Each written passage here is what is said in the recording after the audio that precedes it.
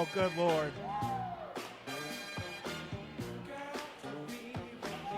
Weighing 260-pound case from the land of sweet and honey, I give you the Baker. The Baker making his way down to the ring. Or dancing his way down to the ring, I should say. You know, if he was smart, he'd be conserving that energy he's using dancing and just walk to the ring like a normal individual, because he's probably going to be overexerted by the time he gets in the ring at this point. Haven't you seen the Baker before? This is what he does. Unfortunately, yes, I have. He left a lot to be desired.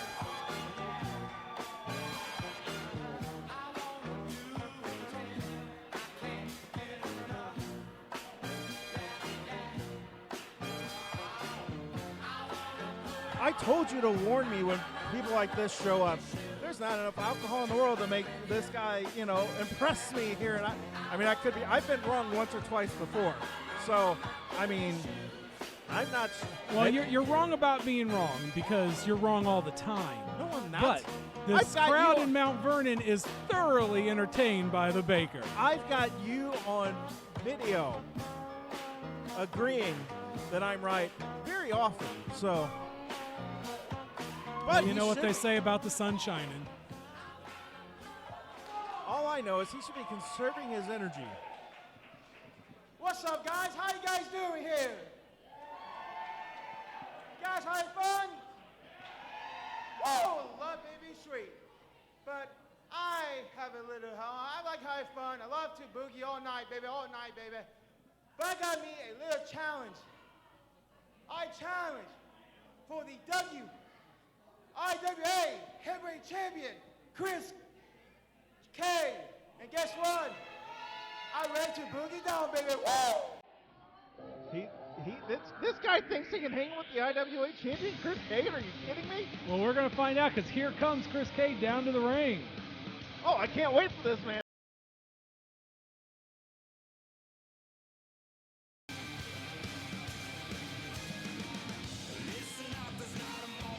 Well, hold on. Y'all know him. Y'all love to hate him. Your IWA Heavyweight Champion, the real deal, Chris Cage. He doesn't look like he's ready for a match right now. He's out here in street clothes. Well, the Baker made the challenge. Is Chris Cade going to accept the challenge? I mean, Chris Cade doesn't have to accept the challenge at all.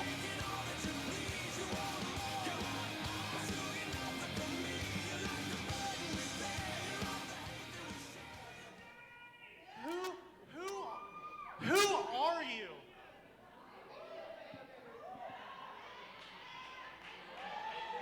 I think the ladies here in Mount Vernon may have just don't even know you. You don't deserve this. But here, I'll do you a solid. I'll accept your challenge later tonight. Oh, so close. Because, like I said, I don't know who you are. You look like you're from the Lollipop Guild.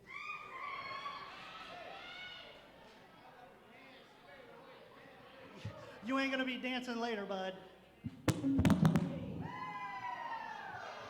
Well, there you have it. Chris Cade accepted the Baker's challenge. Later tonight, the Baker's going to be challenging for the IWA Productions Heavyweight Championship. I mean, the dude's got guts, but I don't necessarily agree with this. And there goes the Baker dancing his way out of the arena.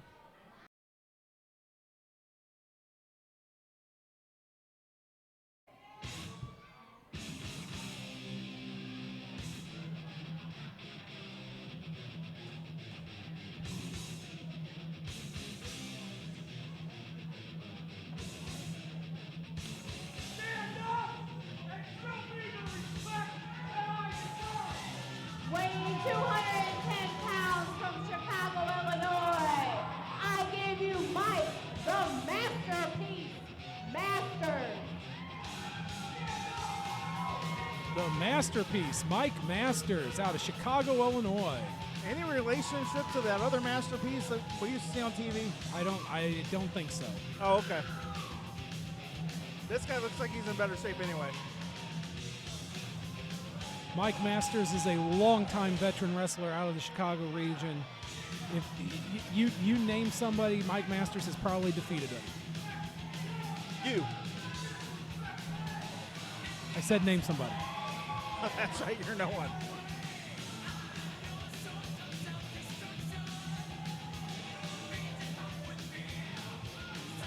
You know, the fans here in Mount Vernon, as rude as they are, there are a few of them that are giving him the respect he deserves. Most of them are being, you know, like most people in Mount Vernon, and very rude and disrespectful. And I'm telling you, he's got more shoes on his feet than that person in the front row has teeth.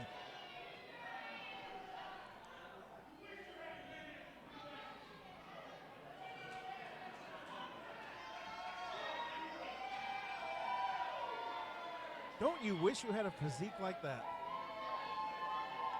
Takes a lot of work.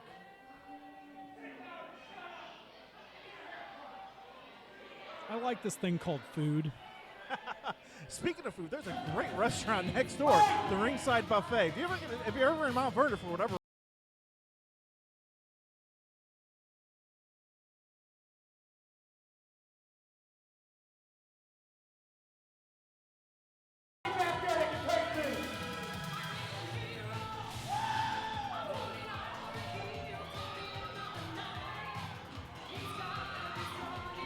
Weighing 202 pounds from Christopher, Alberta, Canada.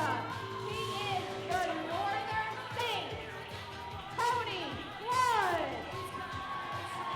Tony Flood making his return to pro wrestling here tonight at IWA Event Center, taking on Mike Masters. the dude came from Canada to wrestle in Mount Vernon in front of these guys. IWA brings in only the best talent. Too bad they can't bring in the best fans.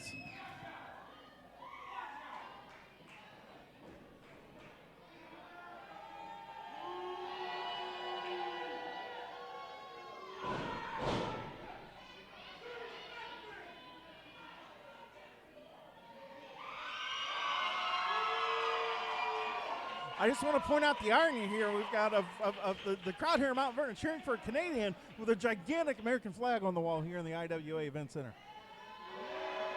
Not everything's about nationalism. I don't think Mike Masters has really made himself popular with this crowd to begin with. And he probably isn't going to lose much sleep over it, though.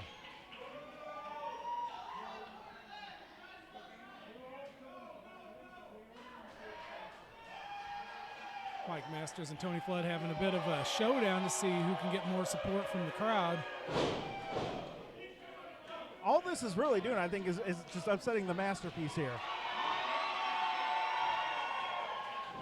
What he needs to do is when Tony Flood's up there, you know, going for these idiot fans, you know, approval, he needs to go for an attack on him. And, you know, I mean, hey, I mean, that's what I would do. I would advise a client of mine to do that.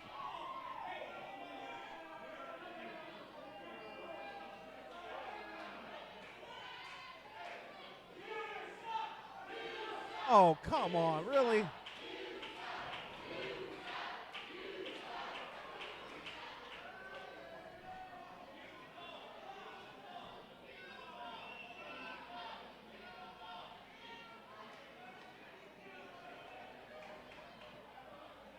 All right.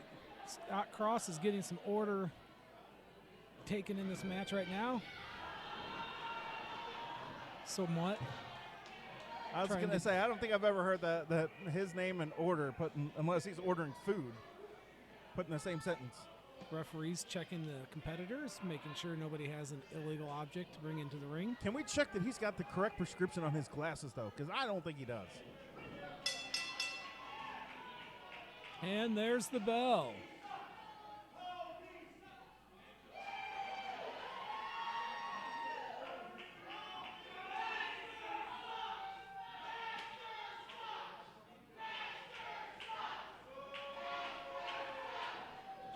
The crowd really giving it to Mike Masters. Well, you know, I'll tell you this much. If he really cared about the fans, that might get under his skin a little bit. But all that is, that's fuel to the fire just to give these fans a big middle finger when he walks out of here tonight as the winner. A big old I told you so here in Mount Vernon. Speaking of, Mike Masters with a very nice arm drag onto Tony Flood. Textbook even.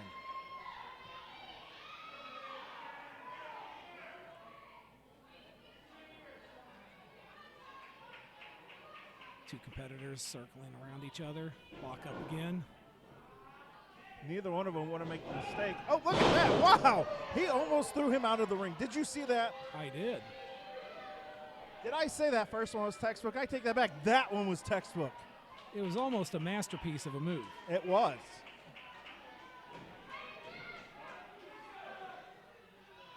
However, he needs to stay on his opponent and not give him time to come back up to his feet. I'm sure it's all part of his master plan, though. Two competitors lock up again. This time Masters picks Flood up. One arm. And body slams him to the ground. Flood back up, though. Turn around. Turn around. Turn around. Arm drag by Flood.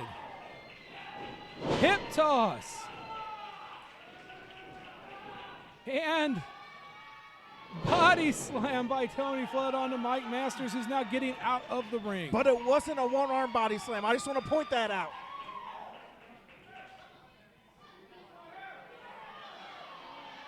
And now Masters is complaining that Tony Flood pulled his hair.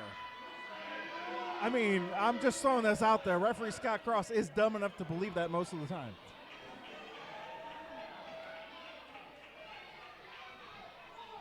Tony Flood is now chasing the masterpiece.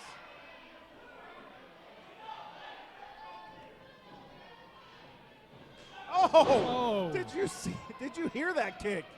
Mike Masters caught Tony Flood coming into the ring, and now he's laying the boots to him, punishing Tony Flood. He's trying out for as an XFL kicker. He's going to send that into the St. Louis XFL team. Need someone to kick a field goal? Call me. Did you see that? I mean, he tried to kick a 50-yard field goal just now.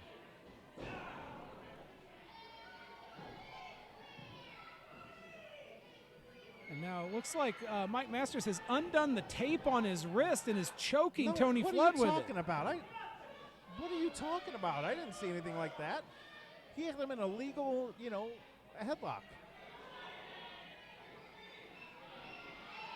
Again, he's using that tape to choke his opponent. What are you talking about? I'm not seeing anything like that.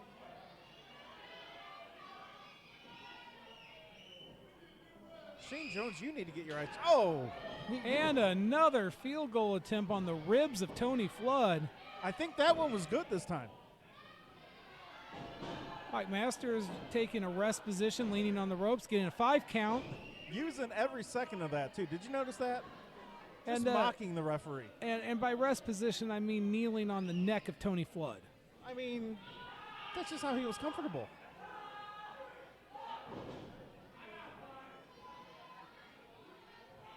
This is a masterpiece of a match, if you ask me. Oh, look at that. Another kick.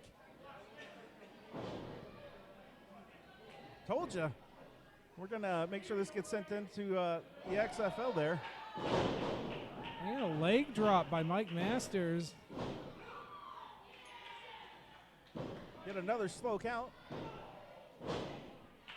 This time a 1 count.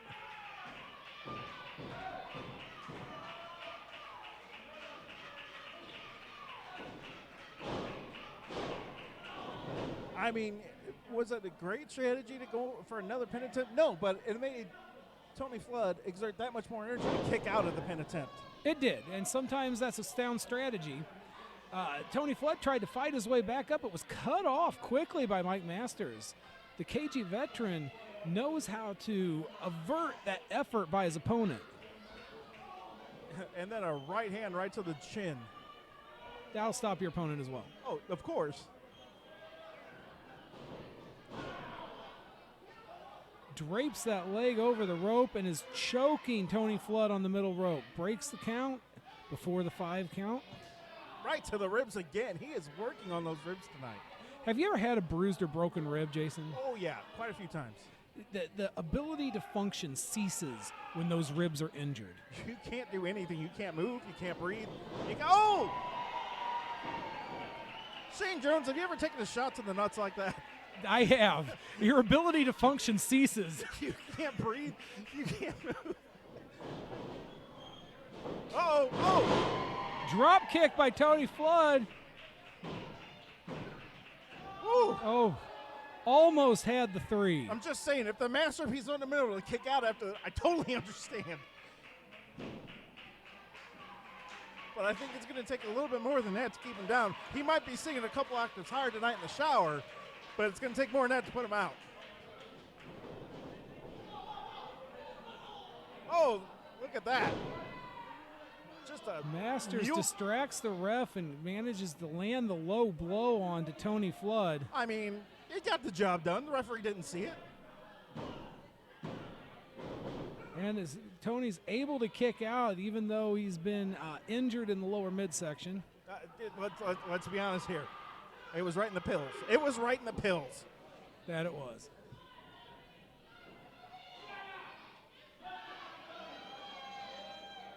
Was it? Oh! Did you hear that? That knife edge chop of Masters. Yeah, let's see one more. Crushing the chest of Tony Flood. Oh! I wouldn't mind for a third one.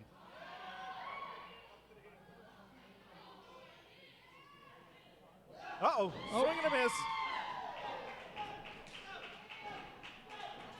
Flood able to duck under the chop. Sends a flurries of rights and lefts, and then Masters just rakes the eyes to gain control of the match again. Well, I mean, it takes something as easy as that to stop your opponent, stop all the momentum, and get the upper hand again.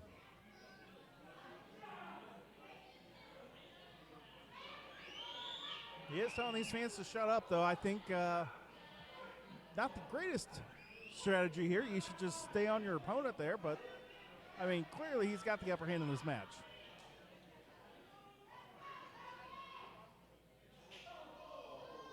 Ooh, throws a right across Tony Flood's face. That could knock a man out. Oh, I think that one did.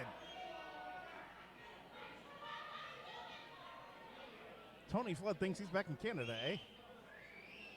He probably thinks he's talking to a moose right now. Oh, God!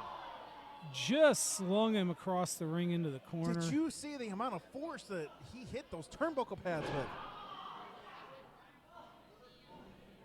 I think the ring moved a couple inches on that one. Sets him up again. Sends him across the ring. Oh, God! I think this match might be over. He needs to flex less and get back on Tony Flood. At least go for a pin attempt or something. He's giving him time to recover. That's not a great idea here. Brings Tony Flood to his feet. It's going to send him into the turnbuckle one more time. Tony Flood goes up and over. Back onto his feet. Ducks a clothesline. And brings a double axe handle onto Mike Masters. Another double axe handle into an elbow. Goes to send Masters off the ropes. Up and over.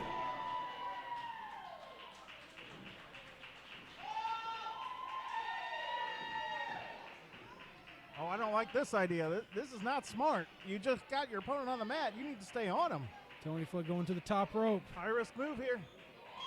And it does Goes for the moonsault and misses. Does not pay off. Masters rolls him up. 1, 2, 3. Oh, come on. That was a 3 count. With the 2 count. Flood's able to kick out. Uh-oh. Uh-oh. That was a little fast count there from Scott Cross. Showing a little bit of bias in this match, I think.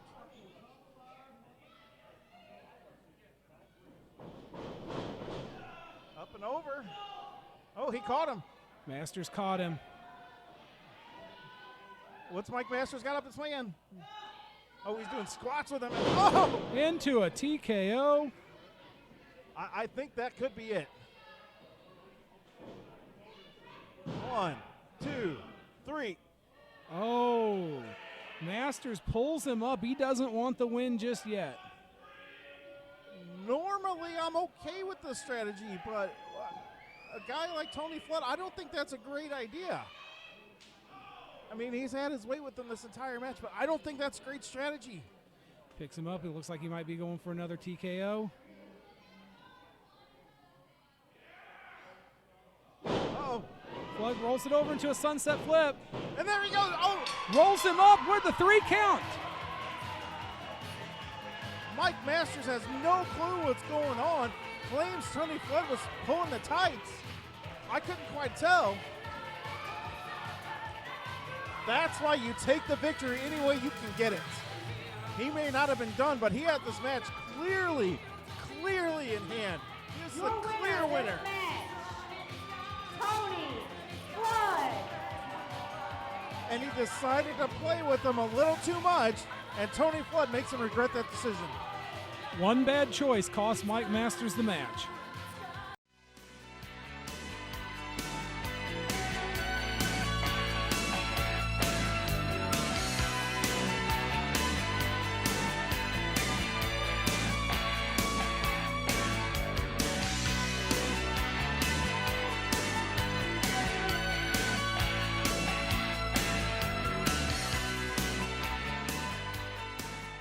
Well, hi, Bowtie.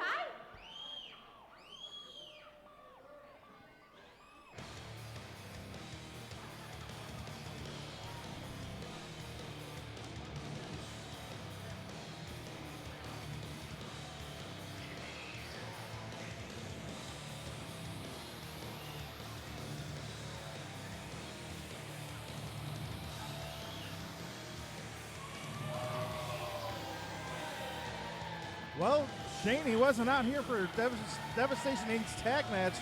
He's preparing for this match. Devastation Inc., however, is out here to support Kato in this match. And knowing who he's going against, I can't say I blame him for bringing everyone out to help. Not at all. He's going to be going up against the Freak, Pretty Boy Floyd.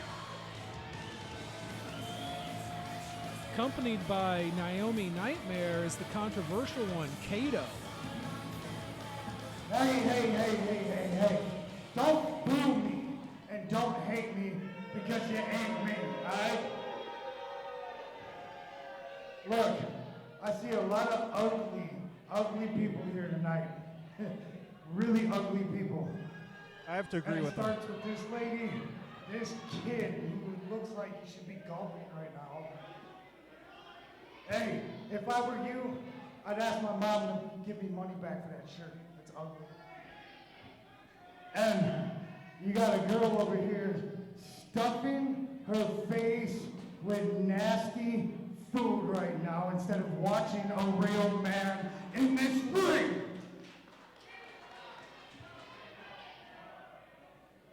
And wait a minute, I seem to forget about the toothless wonders over here. You got your teeth? I'm talking about the old lady that ain't got it.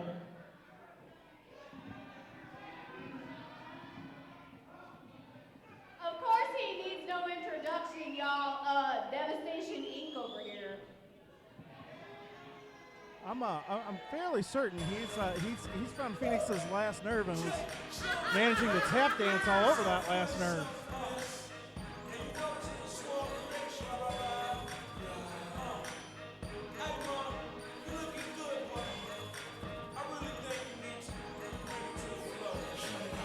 The original Freak from Freakville, USA. Pretty Boy Floyd. Accompanied by Damian Hex, the Freak, Pretty Boy Floyd.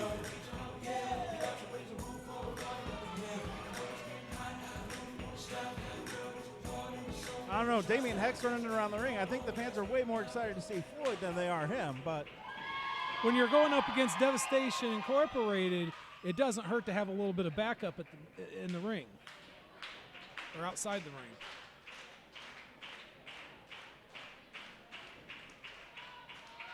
What's Marquis Vachon doing up on the ringside there? It looks like all of Devastation Incorporated's surrounding the ring right now.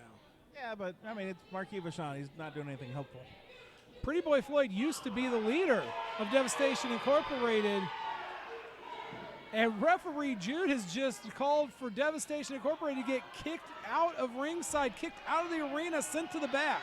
Now, hold on here. Not everyone. I believe Naomi Nightmare is still legal. He told Kurt Alexander, B-Rad, and Marquis that they had to go. He didn't say anything about Naomi Nightmare. True, but she wasn't up on the ring apron. That doesn't mean she's not going to play a factor in this match. No, but that's why she was safe from being kicked out of the arena.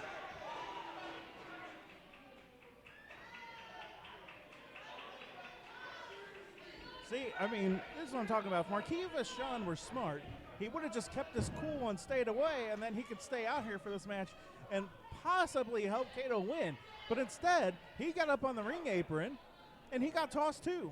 They obviously had a plan going into this match. Well, it involved Marquis Vachon, so it wasn't a great plan. And here comes Naomi Nightmare into the ring. That's not a great idea. She's not a wrestler. She's not trained. Oh, but it did distract Floyd long enough for Kato to get a cheap shot to start this match off. I mean, that's a bold strategy because, Floyd could have just had his way with her right there and sent her into next week. Instead, Kato now has the upper hand in this match. Kato just with a running foot across the side of the face of Pretty Boy Floyd. I'm fairly certain he's not all there, and I'm not talking about Floyd. I mean, we know he's not all the way there. I'm pretty sure Kato is a couple of screws loose here. He is quite unhinged and wound quite tightly. That's not good for your heart. I'm just saying.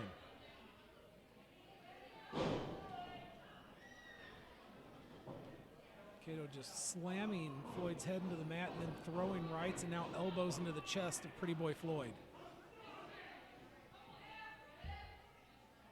Damian Hex trying to get Kato's attention, get him to stop. I don't think that's a great idea at all. Naomi Nightmare now getting in the ring. Damian Hex himself is a former member of Devastation Incorporated. Devastation Incorporated went through a little bit of house cleaning, getting rid of members that they didn't see as performing up to par. So when are they getting rid of Marquis Vachon? Oh, here we go, Kato. Oh, look at that. Pretty Boy Floyd sidesteps and he slams into the ring, the turnbuckles there. And a big right hand from Pretty Boy Floyd. Floyd drops a fist across the face of Kato.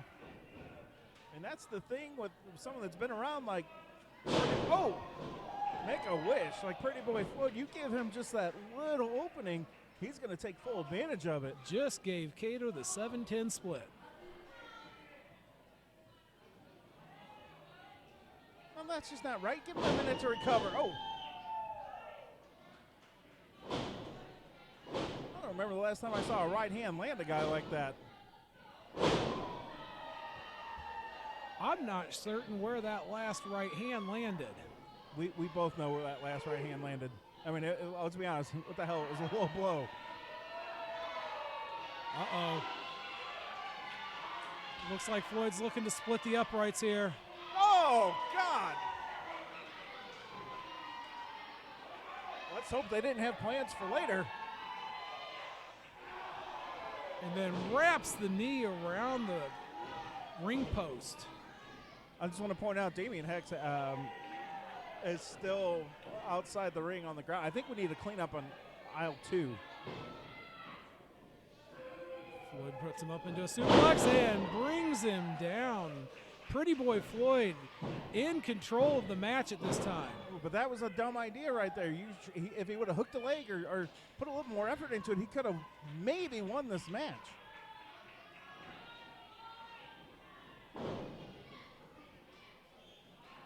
Floyd drapes Kato over the middle rope. Watch Naomi Nightmare, watch her. There you go, see? Right in front of the referee. Why he hasn't disqualified Kato or tossed her is beyond me, but it got the job done. Kato with a leg drop onto Pretty Boy Floyd. And a kick out at 2. Now, Kato better than anyone should know it's going to take more than a leg drop like that to put out Pretty Boy Floyd. He's going to have to put the boots to him and be unrelentless in his assault on Pretty Boy Floyd if he wants any shot of winning this match. I thought it was only fair to give him a moment to recover. I mean, yeah, Kato needed him. I mean, dude, let me go give you a 7-10 split and tell me, you know. Oh! Now, Floyd's out. He needs to pin him right now.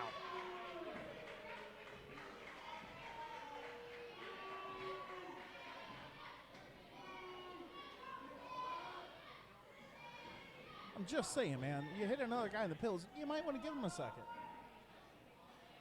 All's fair in love and war, I suppose. And these matches are war. I was going to say, what about wrestling? Because this isn't a love war.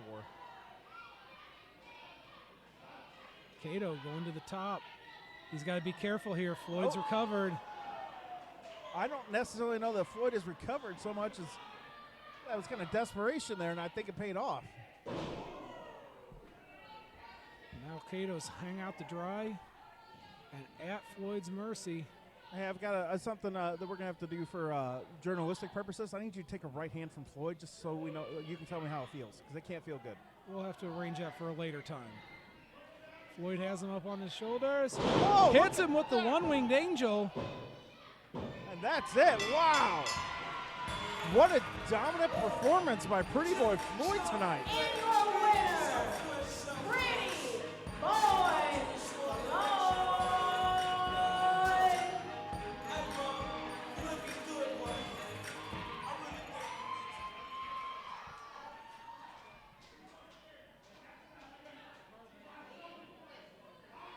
Looks like we've got some extracurriculars. Damian Hex sent off the ring apron by Naomi Nightmare. But look at this. She's got Pretty Boy Floyd's attention. Kato has a chair in the ring. He has no clue what's going on behind him. Pretty Boy Floyd is completely distracted by Naomi Nightmare right now.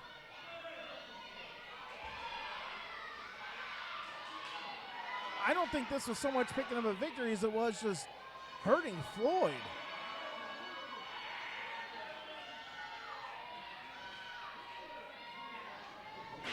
Oh! Just took out Pretty Boy Floyd with that chair. Now Kato's just losing it, taking it to Pretty Boy Floyd.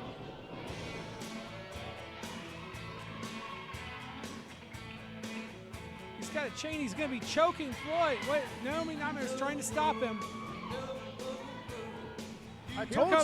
Here comes IWA management, Billy Ray.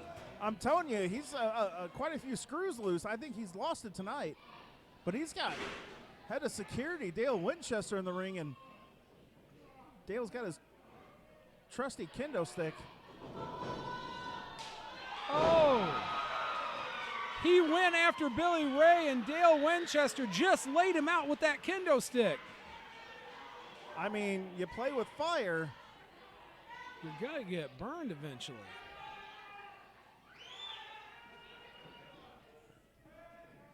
Looks like Dale Winchester's going to be taking out the trash here. Kato, I've had about enough of your silliness. In fact, I found a place in Wisconsin that's going to take care of you over the next 45 days. It's the psych ward. Oh. So for the next 45 days, you're being committed to a psych ward. Oh, that's a pretty aggressive step there by IWA. It appears as though I'm not the only one that thought he was a few screws loose there. IWA is sending him to a mental facility in Wisconsin for 45 days. That means we will not see Kato at the next IWA event. Or at least we're going to see him in September again. Back, his attitude will change a little bit.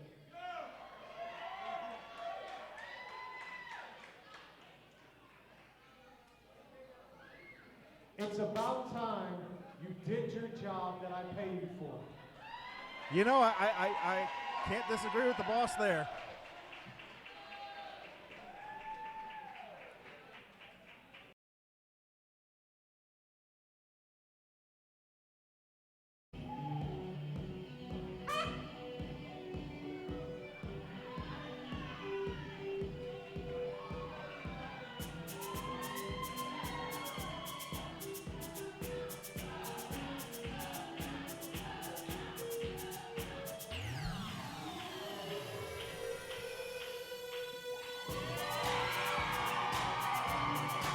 From the chocolate caramel city, I give you Marcellus Knight. I give you your Dynamo Pro D1 champion, CJ Shine. Listen to that reaction for CJ Shine and Marcellus Knight. Do they have any clue who they're going up against tonight, or is this going to be a big surprise for them? Because I don't think they really even know who they're going up against. Because if they did, they'd both come out here with a much different demeanor. Well, do you know who they're going up against? Oh, I do. Warhorse is not in the house tonight. At least Not all as- of Warhorse Not is as not, a team. is not here. Rather, Pat the Bruiser is here with a temporary tag team partner in Saturn Price.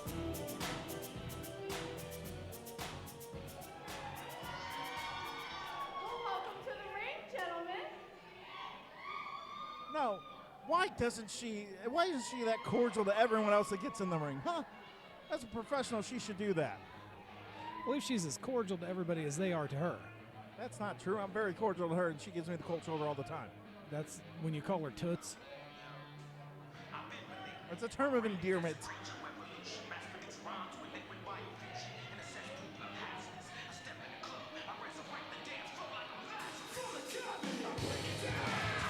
He is one half of your IWA Tag Team Champions. He is one half of Warhawk. I give you Matt the Bruiser. King of his tag team partners. He is the master of the box pit. He is from Legends Valley, Ohio. I give you Tanner Price. So, Knight and Shine have to go up against the larger of the two large men of Warhorse, Pat the Bruiser, and another large individual, the master of the mosh pit, Saturn Price. I was going to say, you can't really specify which one is the big one from Warhorse. They're both very large individuals. I think they'd rather have taken on the other one, though, if we're being perfectly honest. Yeah, if you had to fight one of the two of Warhorse, you might decide to Oh, Crosshairs pick Kelly. Crosshairs Kelly. Oh, yeah, without a doubt. I just want to point out that Saturn Price is very close to the size of Crosshairs Kelly, too. Yes, there is not a lot of size differential here in the tag team partner for Pat the Bruiser. Knight and Shine have been IWA Tag Team Champions before. They're no strangers. My question I have for you, has Saturn Price and Pat the Bruiser teamed up before? Are they new? Or do you think it's just a thing of he's so close to Crosshairs Kelly's size that it's just going to be a nice, easy transition for him? I'm not sure Pat the Bruiser could tell the difference. I think he just grabbed somebody and thought it was Crosshairs Kelly. I mean, that's very possible. Again, if someone the size of Pat the Bruiser grabs you and says, you're going to be my tag team partner, are you going to argue? No. Okay, then.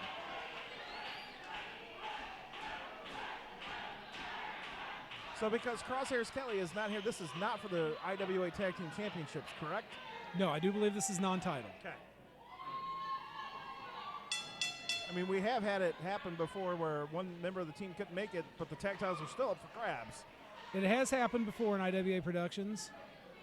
Pat the Bruiser going right for CJ Shine there, but misses.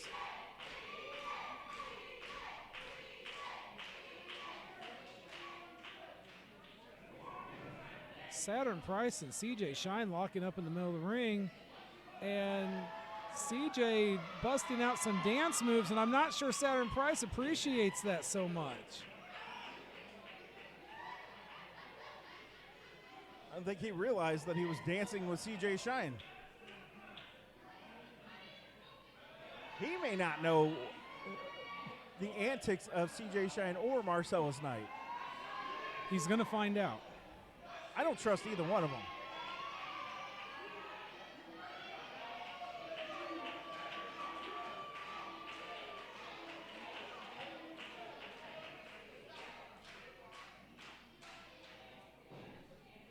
Two competitors lock up. CJ Shine manages to grab the arm and rings it around. And again, breaks into some dance moves. I know you tend to think this is a little bit silly, but these maneuvers do get under the skin of his opponents. It throws off their game, makes him a little bit. Maybe not so much Saturn Price. He looked like he was getting into it there, but it's definitely upsetting Pat the Bruiser. Saturn Price is the master of the mosh pit, so he might not mind the dance so much. Pat the Bruiser, on the other hand, is not happy, and the last thing I would want to do is make a gentleman that size unhappy. I think CJ Shine is going to be in a new world of hurt once Pat the Bruiser gets his hands on him for these antics.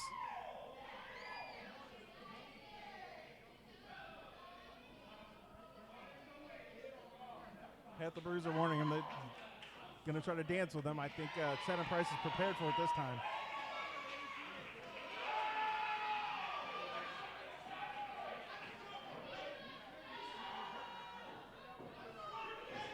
Not the brightest idea for CJ Shine to want to hook up with him, though, because last I checked, Saturn Price has the height advantage on CJ Shine. It looks like they're going to go for a test of strength. And now it's turned into another dance-off.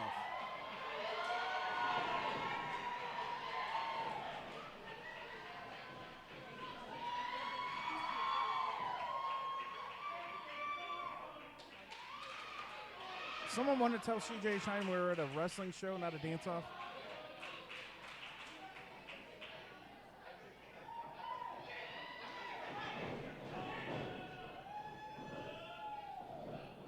You know who might enjoy wrestling CJ Shine? The Baker? The Baker. Yes.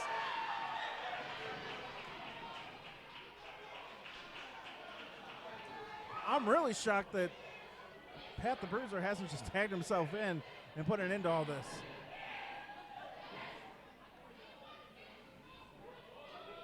Here goes CJ Shine again. Again. Look at the disgust and the frustration on Pat the Bruiser's face. CJ Shine sitting in the corner, goes up and over, manages to duck some clubbing blows by Saturn Prince. Maybe we're done dancing here. Up and over into a sunset flip. Pushes him through and hits a drop kick on Saturn Price. Say, who the hell's Saturn Prince?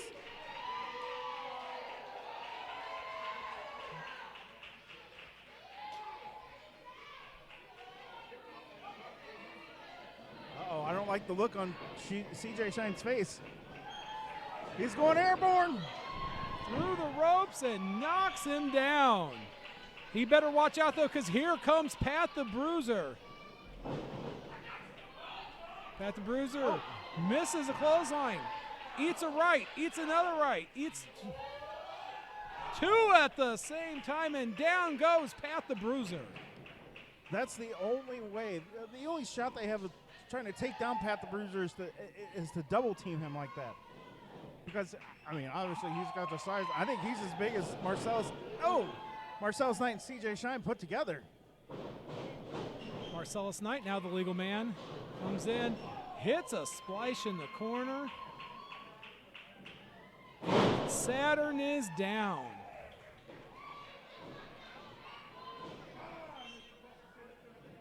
Oh, Marcellus Knight goes airborne. Not a bad idea to go for a pin attempt after that. Not at all. That's a whole lot of food falling on you right there. And tags CJ Shine back into the match.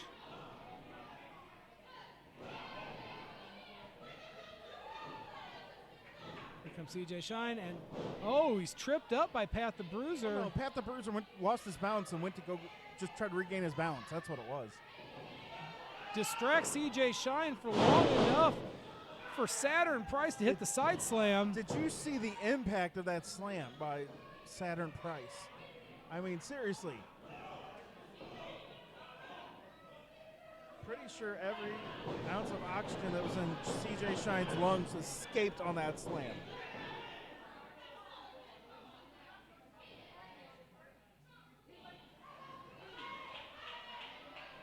Saturn now tagging in Pat the Bruiser. Oh, this is not going to end well for CJ Shine right here. Oh, How much do you think he weighs? upwards of 400 pounds. That might be on one of his light days.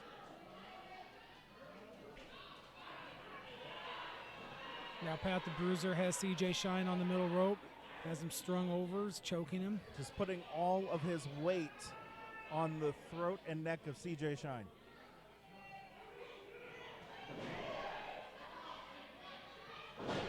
There's a reason why Warhorse are the tag team champions. Pat the Bruiser and Crosshairs Kelly are just such a formidable team that they are very, very almost impossible to beat. I don't see anyone in the tag team division here at IWA that stands a chance of beating Warhorse for the tag team titles. You name one team. I can't. I'm speechless at this moment because I can't think of anybody that could challenge Warhorse at this moment. We've got former tag team champions in the ring right now with Marcellus Knight and CJ Shine. And I know it's not Warhorse, but this iteration of Pat the Bruiser and Saturn Price, I mean, look, they're having their way with them. And these guys are both decorated champions on their own. And, again, they've held the tag titles before. Now Marcellus Knight being admonished by referee Jude to get out of the ring, giving their opponents just free reign to do whatever they want to CJ Shine. Oh, what a kick. I think I saw a tooth go flying. I think he kicked the teeth out of CJ Shine.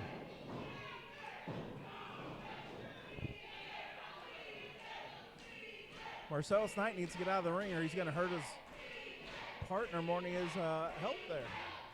Here comes Pat the Bruiser. Big clubbing blow to the back of CJ Shine. Throwing some rights and lefts, trying to fight his way back out. Hits him with a sunset flip. Can he get him over? Can he get Pat the Bruiser down? He's got him wobbling. And oh! Pat the Bruiser just dropped his entire weight down on the chest of CJ Shine. How CJ Shine was able to kick out of that is beyond me. I mean, that's like a ton of bricks crashing down on your chest.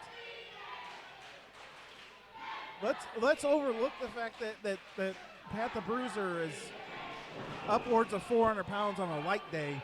Just the force of that much weight crashing down on you, that could break your sternum, that could break ribs. He just stepped on him, pushing all that weight right back down on that sternum again. We talk about this a lot. If you can't breathe, there's no way that you can compete. Look at that. He was just within inches of tagging Marcellus Knight, and Pat the Bruiser ended that real fast. Keeping CJ Shine. Now here comes Marcellus Knight again. Yeah, but look at that. His aggression got the better of him, and now you got Pat the Bruiser and Saturn Price in there having their way with CJ Shine. And now no tag was had. They just switched positions. I heard tag. He made a tag sound. He did not make a tag. It's the bow tie referee. What do you expect? Referee Jude was unable to see it. He had to go by what he heard. Crowd is cheering on CJ Shine, trying to pump him up. And here comes CJ Shine throwing some rights, throwing some forearms, and just got pulled back down by his hair. That'll stop any ounce of momentum that you. Oh! So that. You try to get momentum going, he stops you right in your tracks like that.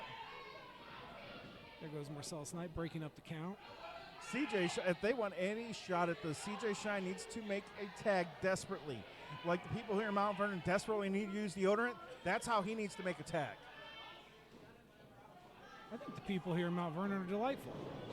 You haven't gotten close enough to smell any of them. CJ Shine moves out of the way. Saturn Price hits the rope. CJ rolls him up. But now he has to make that tag. It would have been smarter of him to go make the tag as opposed to go for the pin right there. The pin attempt cost him because that gave Saturn Price enough chance to regain his thoughts and to go right back on the attack. Saturn Price has CJ Shine down on the mat, has him in a chin lock.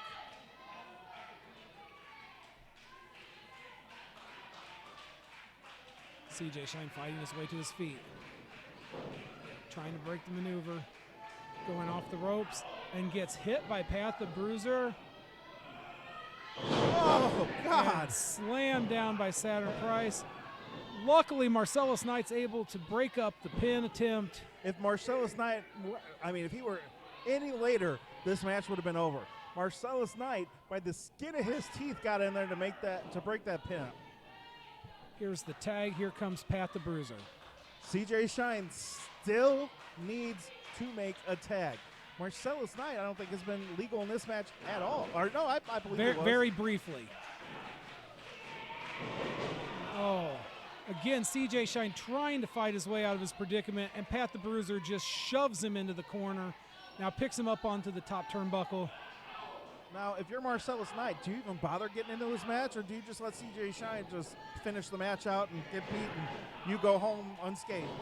Pat the Bruiser just charged in, ate a foot. Oh, CJ Shine to the air. Flying crossbody knocks down Pat the Bruiser. Both men are down. Pat the Bruiser went down like a ton of bricks, and did you see the way the ring almost imploded? Both men trying to make their way to their corner. Pat the Bruiser makes the tag. CJ Shine finally makes a tag into Marcellus Knight. Here comes Marcellus Knight with a clothesline, knocking down Saturn Price. A second clothesline. Marcellus Knight very well rested for this match. And a belly-to-belly slams him down. And a kick out by Saturn Price. Whew, I thought Marcellus Knight had him there. That was a massive belly-to-belly. Oh, look at that. Pat the Bruiser pulls CJ Shine off the ring apron. Marcellus Knight going for a pin. Just got Hangman on the top rope. Marcellus Knight hung out to dry there. Oh, boy.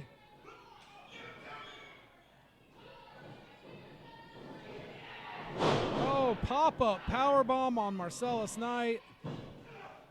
Marcellus Knight kicks out of it.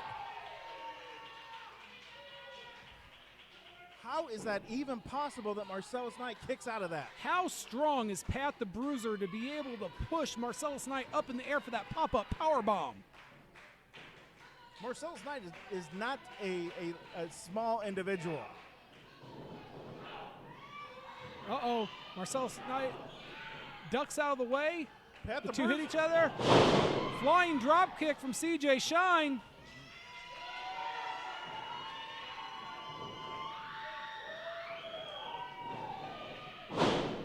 Oh! Double T move on Saturn Price. And they pick up the win! A little miscommunication.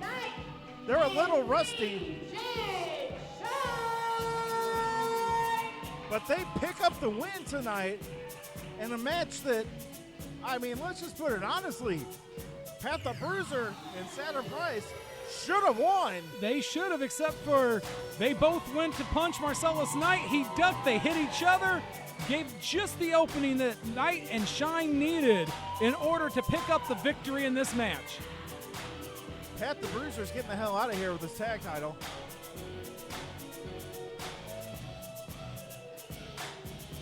And your Dynamo D1 champion CJ Shine and Marcellus Knight stand victorious in the middle of the ring. Just saying, our discussion earlier, maybe, even though they got The Warhawks beat them to win the tag team championships. Maybe they're making a play for it right now, but they want another shot at those tag belts.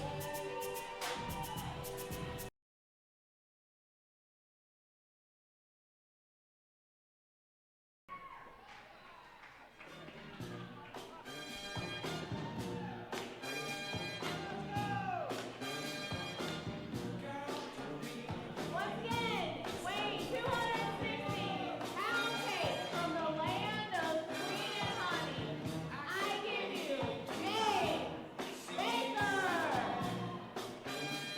Somehow I forgot that he was in the main event tonight. Here he is, your favorite, the Baker. You know the guy doesn't even have a damn bakery open anywhere? How the hell are you going to be the baker and not have a damn bakery open? Are you sure about that? I'm fairly certain that he doesn't own a bakery. Maybe he works at one.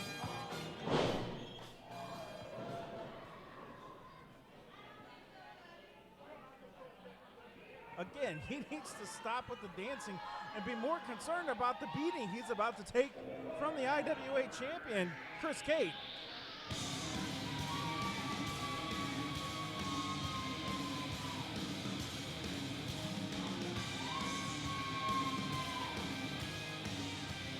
I just want to point out the main difference here between these two.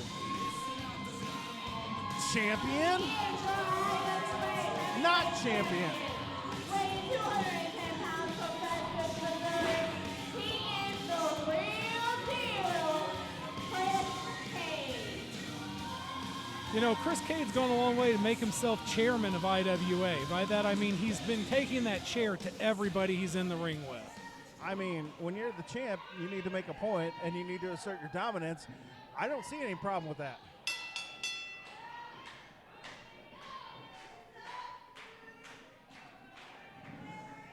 Chris Cade going straight for the Baker. I'm still trying to figure out where the Baker thinks he can just come in and challenge the champ. Oh, my God.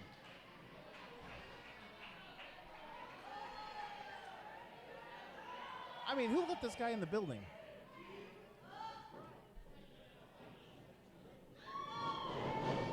Baker with a drop toe hold on the champion. Rolls him over. Well, that's just not fair. He wasn't ready. I mean, really, Chris Cade was not ready for this.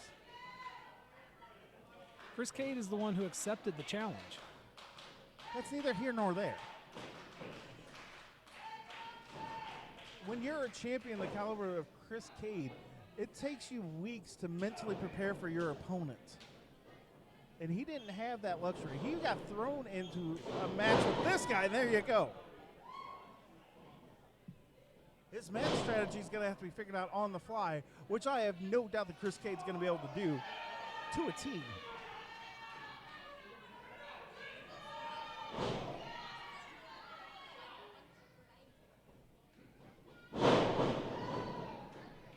What a bulldog by Chris Cade, but somehow the Baker kicks out at 1.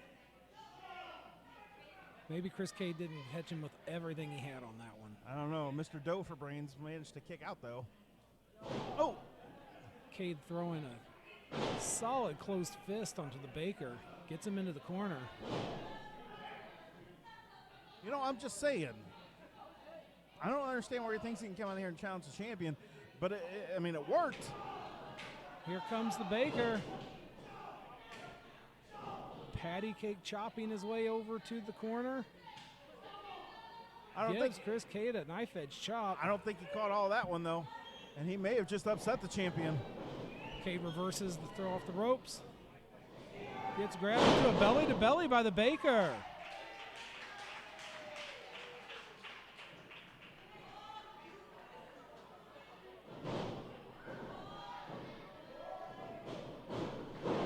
Goes for the worm into the elbow drop, covers him.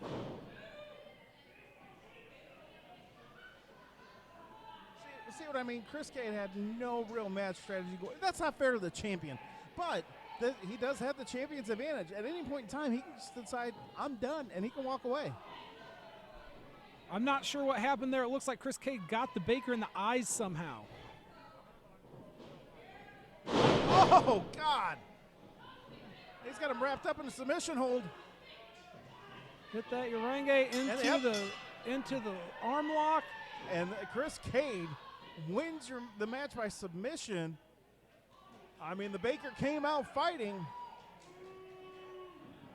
but Your winner by submission. I don't think Chris Cade's done with the Baker. The chairman of IWA has a little bit more business to do tonight before he's done.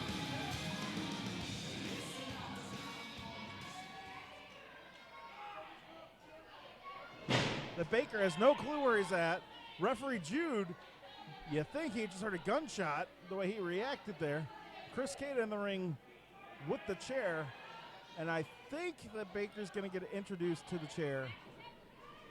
Referee taking the chair away from Chris Cade. Now that's not right. The match is over. The referee should get the hell out of the way and let Chris Cade. Oh, there you go. Cade just flattens referee Jude. Well, he deserves it. He shouldn't have stuck his nose in it. The match was over. The Baker making his way to his knees, and that's not a good idea. He should have just stayed down. Just got crushed by the chair from Chris Cade.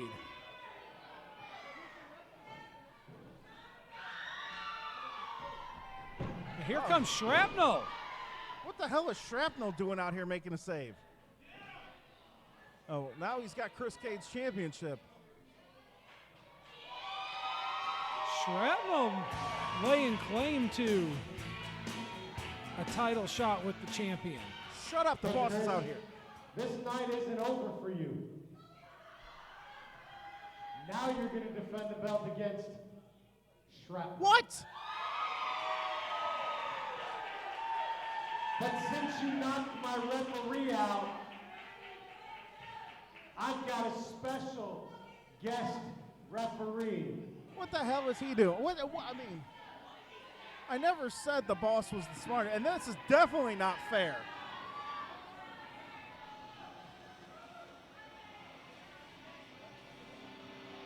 I mean, it can't be referee Scott Cross. I mean, oh, God. Here's your special guest referee for this match, Sid Holland. Y'all know it. Now, come on.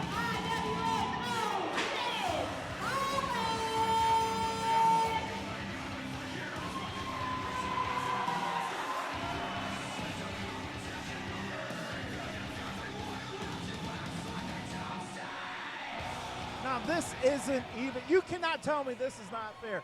They have stacked the deck against Chris Cade.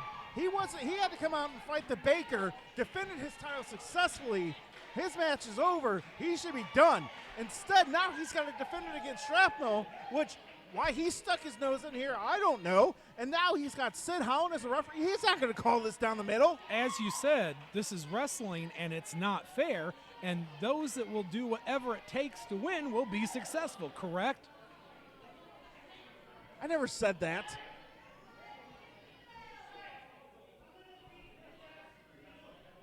But I mean, seriously, you want to talk about integrity? You think Shrapnel's going to win this match with integrity with Sid Holland in the ring? Sid Holland and Chris Cade have gone back and forth many times. In fact, Sid Holland has tasted that chair shot of Chris Cade several times. So you know he's got to be looking for a little bit of payback in this instance. But a referee is supposed to be impartial. A referee is supposed to call it down the middle. He is not supposed to have a vested interest in this match. And you know damn good and well, Sid Holland does. He wants Shrapnel to win this match because he knows he can beat Shrapnel much better, much easier than he can beat Chris Cade. If Chris Cade had not knocked out referee Jude, there wouldn't be a need for a guest referee. The match was over. His night, he should be in the back celebrating his successful title defense. Instead, he's out here wrestling Shrapnel.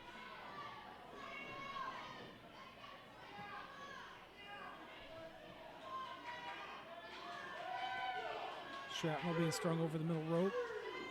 Referee giving a 5 count. I mean, seriously, if I were Chris Cade right now, I'd grab my belt, I'd walk away. I'd get disqualified, walk away, because I'm still the champion at that point. He has no way he can win this match fairly with the deck stacked against him like May this. I remind you that by referee discretion that the champion can be stripped of the title. Oh! Now that's a chop by Chris Cade.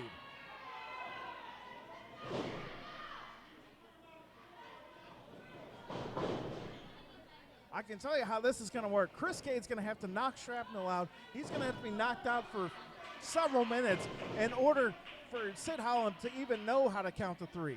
And Shrapnel, on the other hand, it's going to be the fastest 3 count you've ever seen if he ever gets a pin attempt on Chris Cade. Referee Sid Holland is admonishing Chris Cade for those closed fists on the punches. I don't even know if Sid Holland knows how to count to 3. And Chris Cade just slingshot Shrapnel across the ring. Not only does Chris Cade got to watch out for Shrapnel, he also has to keep one eye on Sid Holland because you don't know what Sid's going to do, and he may interject himself into this match anyway. Chris Cade running right into Shrapnel into the corner. See what I mean?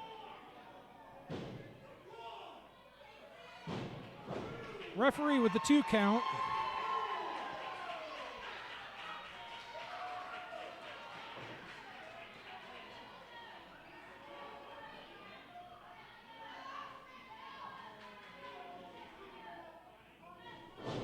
Here comes Shrapnel with the roll-up.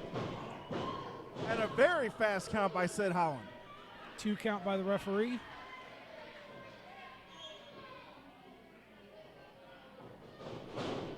Shrapnel sends Chris Cade into the corner.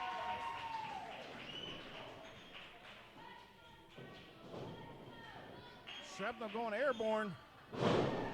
With the flying cross bodies. And another kick out at 2 by the champion. I'm sorry, you misspoke there. Another quick count by Sid Holland. So far, I found his count to be very consistent. Consistently quick. I called that one. Told you what was going to happen here. Neck breaker by Shrapnel.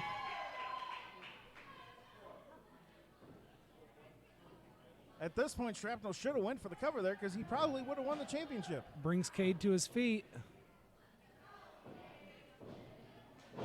Hits him with a DDT.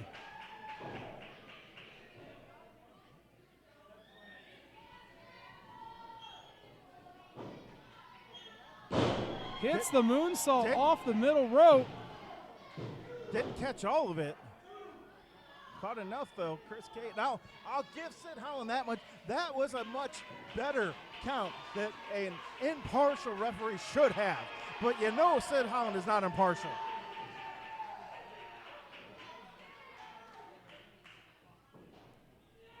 Shrapnel's going for the body slam.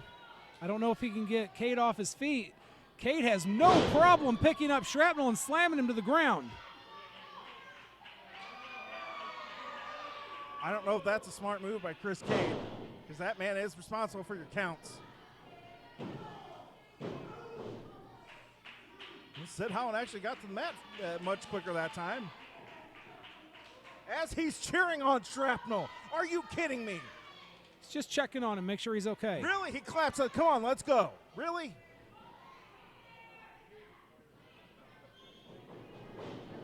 Chris Cade sends Shrapnel off the ropes, picks him up into a massive spine buster. Rolls him up, 1, 2, and another kick out by Shrapnel. Let's be honest. Sid Holland wasn't going to hit that third one. He was not going to do it.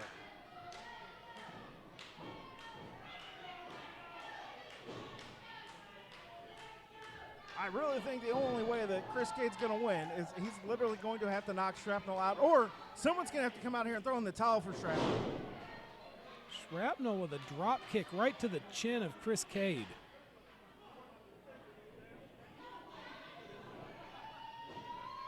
Setting him up. Going airborne again. I don't like this. He's going to the well one too many times. Hits him with the top rope moonsault. Rolls him up, 1, 2, and another kick out by Chris Cade. Every time he kicks out at 2, that angers Sid Holland a little more. You know, anytime Shrapnel goes for a pin count, he could quick count him. And you know he's going to do it at the most inopportune time for Chris Cade. There you go, Shrapnel going for a suplex. He's Again, not as smart, not a very bright one, is he? Can't get Chris Cade off his feet. Cade sends him crashing to the ground. I mean, I'm still trying to figure out where Shrapnel thinks that's a good idea. He's tried it a couple times now, and it's ended badly every time he's tried. Now look at this! Referee Sid Holland breaking the hold for Chris Cade. Should not be putting his hands on a wrestler in this match. He's not a wrestler, he's a referee. You ever seen a referee do that in a match? No. I can't say I've seen a referee this active in a match before. What did Chris Cade just dispose of behind his back? I didn't see anything. What are you talking about? Aren't you supposed to have glasses on or something? Cade has him up, slams him down, and now has him in the submission. Now he's tapped. Look, he's tapping and Sid Holland's not calling for the bell. He got poked in the eye. He can't see. No, he didn't. This match should be over. His second match of the night should be over. Yeah, get yourself disqualified. You're still the champion. That's a smart thing to do. Chris Cade getting in the face of Sid Holland. Well, this match should be over.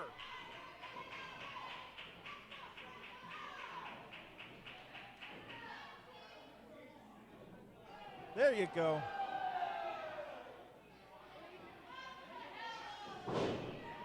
There you go. Now go find yourself a better referee out there. There's got to be someone that can count to 3 better than Sid Holland can. Chris Cade's going for that chair again. I think he's about to introduce the chair to Sid Holland again. There you go.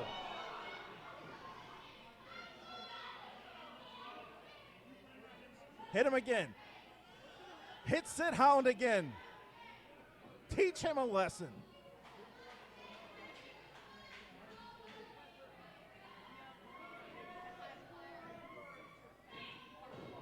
Oh!